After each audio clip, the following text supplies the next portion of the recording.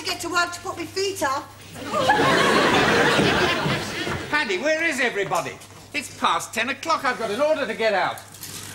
It's a well-established tradition, Mr. Fenner. The workers are entitled to an hour off to do their Christmas shopping. Well, I'm glad you're setting a good example. You haven't gone shopping. No, I'm taking my hour off after lunch. I came in early to do my shopping list in peace. Oh, well, somebody's working. Well done, Tony. Are you machining the sleeve? Oh, no, Mr. Fenner. Repairing this. It broke. You're supposed to be making dresses, not repairing Christmas decorations. Now, come on, get cracking, the lot of you. I've got 3 dozen dresses to finish, otherwise they're going to cancel the order.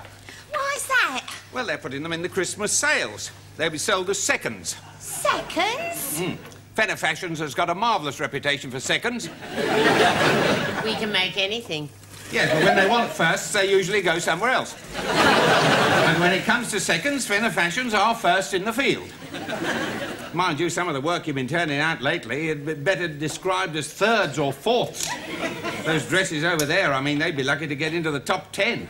Well, I've just finished this one off myself. I presume that will get into the charts. Oh, very nice, Paddy, yes.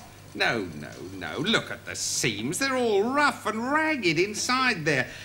They need trimming with the pinking shears. Well, don't blame me, Mr. Fenner. I couldn't find the pinking shears. They've disappeared. Oh, I'm sorry, Mr. Fenner. I took them home last night, but I brought them back.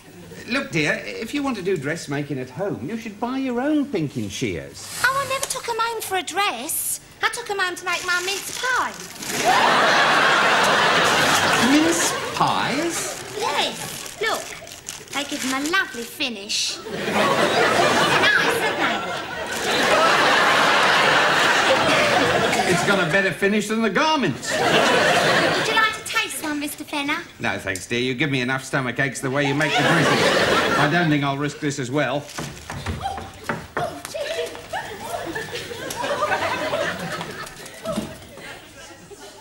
What was that? The spirit of Christmas past? I always wait until the last minute to get my turkey. That way you get it cheaper.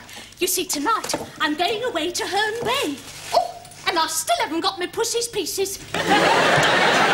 Mabel, you're very late. And we're all behind. We've got to get on, so get cracking. I haven't organised the presents for the buyers yet. Presents for buyers? That's flagrant bribery. It makes a complete mockery of the Yuletide. It's an old custom of the trade at Christmas time, like being an hour or 2 late. I must just show you my turkey. It was such a bargain. It weighs £15, and the man let me have it for £3.50. Oh, that is cheap enough. Yes, guaranteed. Just a minute, Mabel. This isn't a fresh bird. This is frozen. No, it can't be. Well, look at its neck. It's frozen solid. But it was hanging in the market. Or perhaps it was in a draft, got a stiff neck. There's something wrong with this bird. Oh, Mabel. It's got a bit of piping stuck up the spout. That in it. Perhaps because piping's cheaper than turkey. That was put in to diddle you. Oh, did you think so? Well, either that or the bird's got hardening of the arteries. Hang on, there's something else inside this bird. Oh, the man put them in specially. They're the giblets. Blimey, they weigh pounds. Do you think that the butcher put that in there? Well, if he did, that bird had a very large stone in its kidney. Mabel, you've been done, love. Yeah, you paid a lot of money for several pounds you haven't got. It's the same old story. A businessman exploiting the workers. Gone, you take this back after work and you complain. Go on. Oh, but Paddy, he was a very big butcher. Well, Tony, you go with you, won't you, Tony? Ah, don't you involve me in this. I'll go with you. He won't argue with me. I will knock his stocking out. Lynn, get us a fresh box of zips from the stockroom. There's a love. Oh, here goes. I must show you what I bought up the King's Road. You know my bloke's coming off his oil rig? Yeah. Well, I thought I'd get him a little surprise. It's just his sort of present. Look. Does he wear things like that? Mabel, it's for me. I mean, a woman always looks lovely in a black see-through nightie. It don't do nothing for me. You'd love to buy one. Your husband might like it. Listen, sweetheart. It's not the wrapping that counts. It's what's inside. Just a minute. This is nylon. Yeah. Oh, you want to watch out. I got myself a nylon nightie last year. When I got into bed, the sparks were flying off in every direction. Oh, lovely. It's always like that with nylon garments, and the biggest spark happens when you take them off. It certainly did that night. Here comes Mr. Fenner.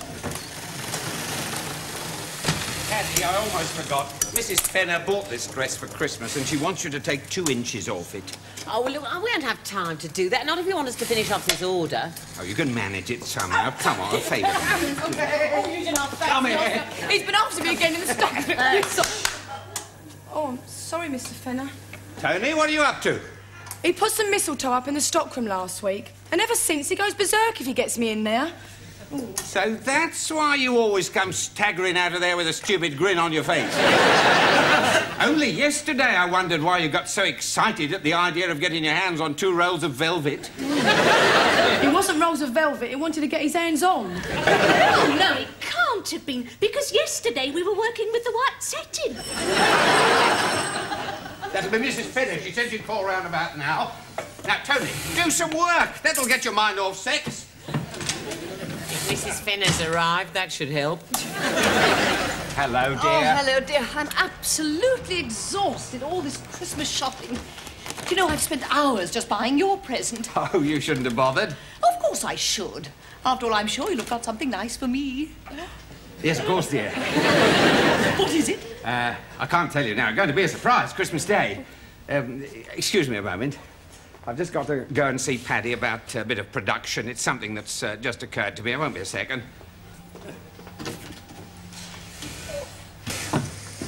Paddy? Paddy, could you spare a moment? Yeah? You said you were going out shopping. And... Yeah, I've got a list here of things I've got to get. Yes. Well, I wondered if you'd buy me something to give Mrs. Fenner. Yeah, of course, it's on the list. It is? Yeah, well, I've been doing it for the last 15 years. What do you want this time? Well, I thought something like a very nice handbag. Oh, not again. I've been doing that for the last 12 out of 15 years. I tell you what, there's a place in King's Road where they've got lovely black see-through nighties.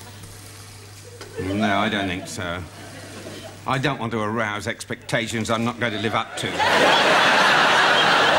you can now, Mr. Fenner. A bit of encouragement doesn't do a marriage any harm. I know, but nowadays, you see, my sleeping pills work so much faster than hers do. No, Paddy, I'm relying on you. Now, look, here's £40. You know her taste. Oh, I couldn't get anything for under 60. Look, you're not negotiating on behalf of one of your brothers, you know. Now, look, it's up to you. Here you are. Here's another 10. That's 50. Now, you know her taste. Get something nice. Well, I should do by now. Right. Well, now, let's get back to work. I knew I could rely on you. Got to make these dresses, you know. Come on. Bloody marvellous. Not only do I have to buy the present, I've got to work to pay for it. Yes, I got that sorted out, dear. Harold, dear, I was thinking, this is your present. Oh, how very nice. Shall we exchange presents now?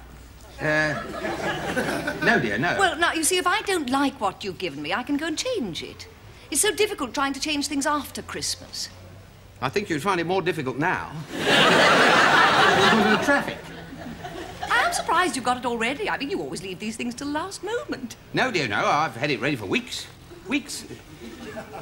3 weeks. One thing I did forget, though, and that is I didn't get anything for Paddy. Paddy? She is the shop steward. I mean, I want to keep her happy. So surely you can think of something we can give her. Yes, I should be able to. I've been doing it for the past 10 years. Good. Well, look, here's £25. £25? Isn't that enough? It's much too much. £10 is ample. Yes, well, I suppose you're right. After all, I have had to lay out all this money for the presents for the buyers. Everybody who's ever bought anything from Fenner Fashions has had to be given something. I was working it all out when you came in. Now, Mr. Miller, he's got 2 bottles. I think he could manage with 1. Oh, do you think that's wise? Well, he is due to retire this year. And at his age, I'm helping him to cut down on his drinking. In that case, I'll take this one home. We could do with it over the holidays. No, dear, no. That's got to go to Mr. Conway of Glamour Gowns. What's he done to deserve that? Well, nothing very much, but he is the one who's expecting the 3 dozen dresses. And when he sees the stuff the girls have turned out for him this Christmas, well, he's going to need every drop.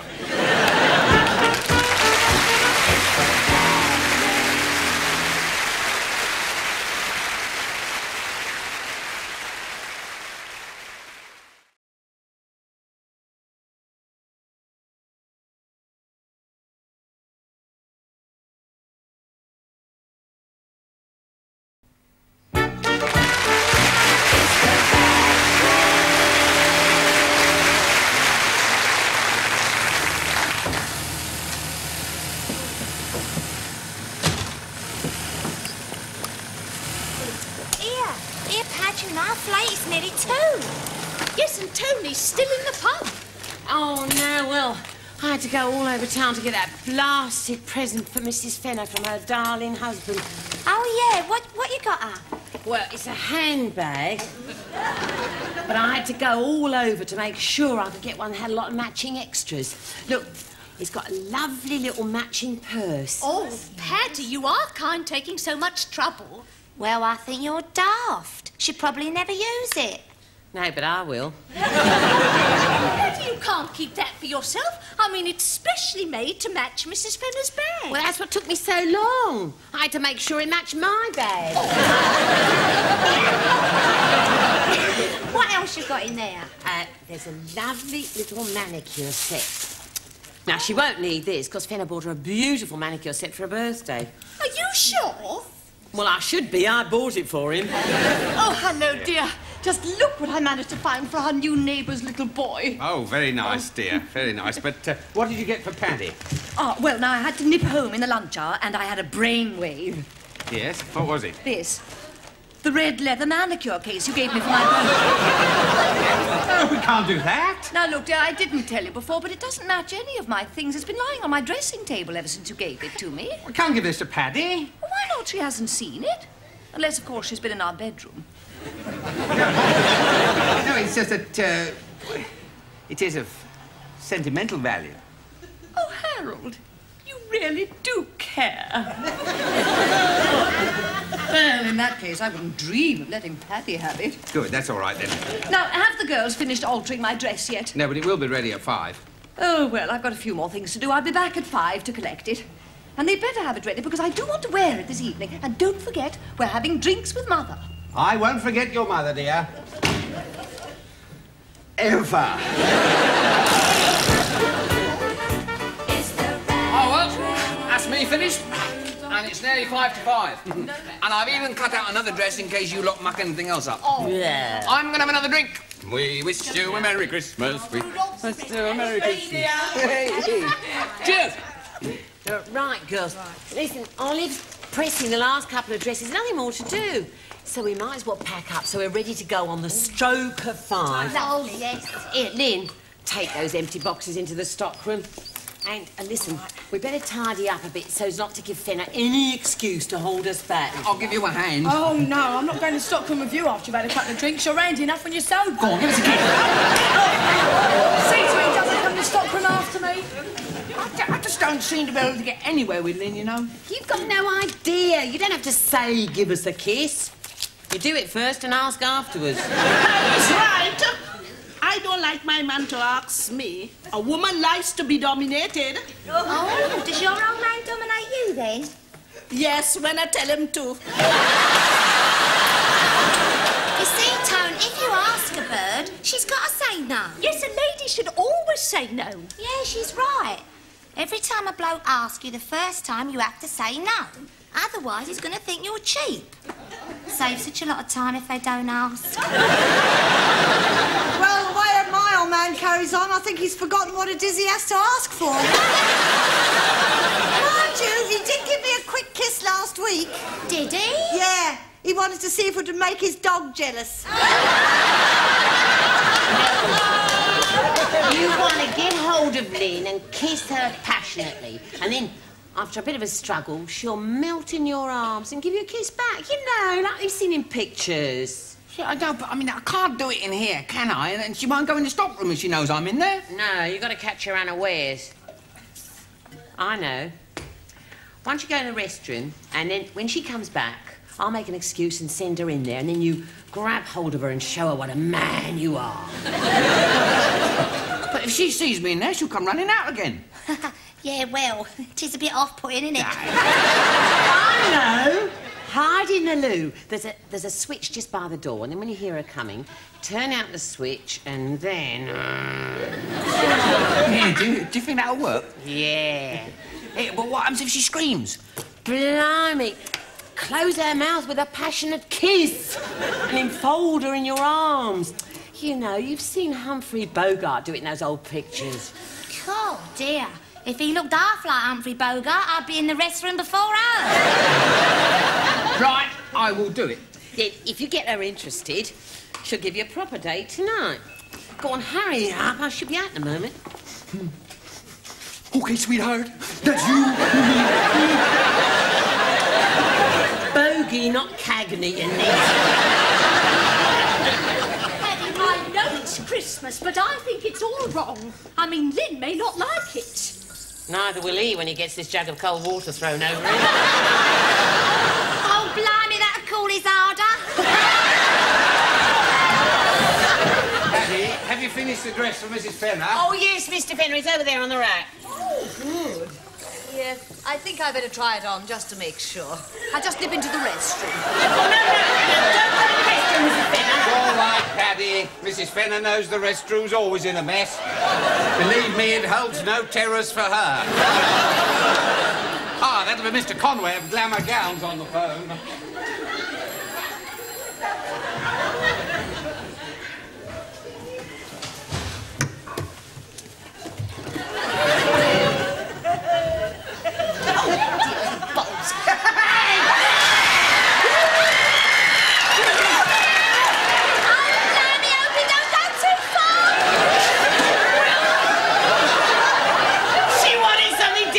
Christmas now she's got it.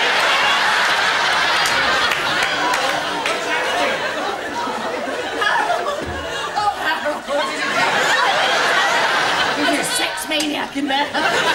Simmer down now, dear. Simmer down. It's all in your imagination. Don't you start. I tell you I was set upon by a great big brute of a man. Come away from there. I'll soon cope with him. Come out, everyone. Come out. Tony! I'm sorry, Mr. Fenner. It's only Tony, dear. I don't care who it was. He attacked me. No, you're making a mistake. Now, don't you call me a liar. I tell you, he attempted to kiss me. And I can't tell you where he put his hands. This is no laughing matter. You don't know what happened. Oh, yes, we do. It happens to us every morning in the rush hour on the underground. Not for me. Only. I was absolutely scared to death.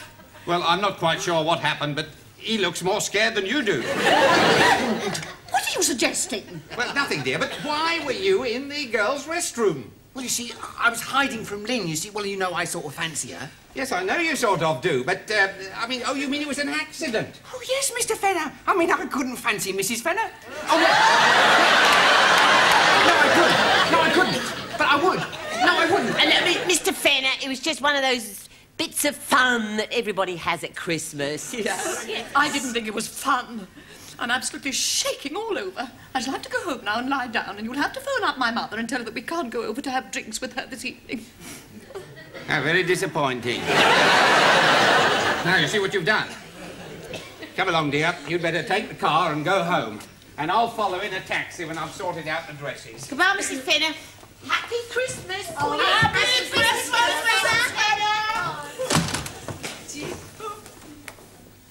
What's that smell?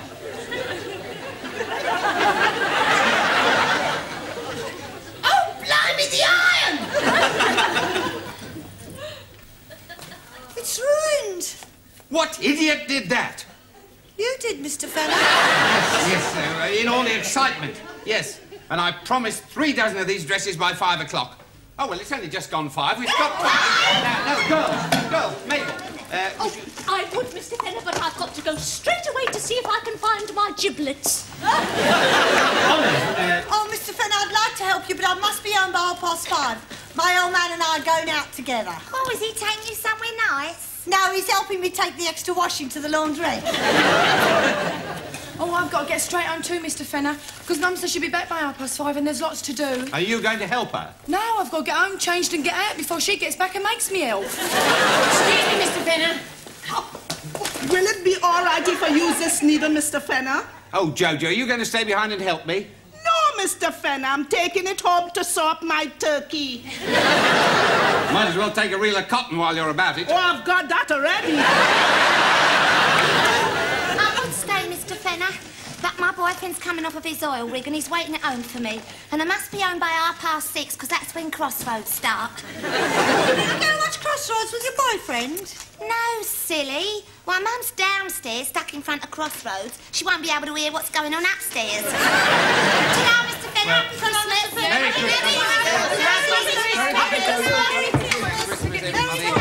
Merry Merry Christmas. Merry Christmas, Mabel. Oh, happy Christmas. Now, Tony, take these 3 dozen dresses over to Mr. Conway and explain that one more will follow in about an hour's time. Yes. Right? Merry Christmas, Mr. Fenner. Oh, Merry Christmas, Tony. Mr. Fenner, would you give my best regards to your wife, please? I thought you'd done that already. Well, Merry Christmas, Paddy. Good night. Mama Tone, happy Christmas. Oh, Merry Christmas, Mr. Fenner. Merry Christmas, Paddy. What are you going to do? I'm going to make this dress myself. In the end, the governor always has to sort things out. Fortunately, all the pieces are cut, so I've only got to do the machining. Give us those pieces. You mean you're going to stay behind and help me? Well, you were never any good on a machine. I should have known I could rely on you. Look, since it's Christmas, why don't we have a little drink? Cheer ourselves up. That's Tony's bottle. Is it? Oh, I see he favours the same brand as I do myself.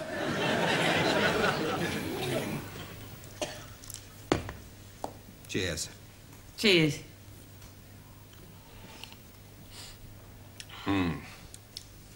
Reminds me of the old days when Mrs. Fenner used to go down to Bournemouth.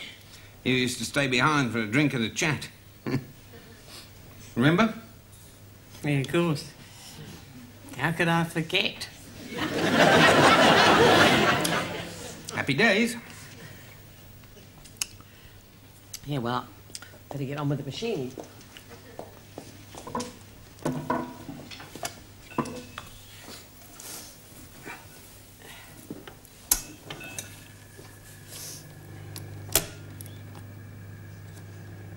Happy Christmas, Mr. Fenner. Happy Christmas, Paddy.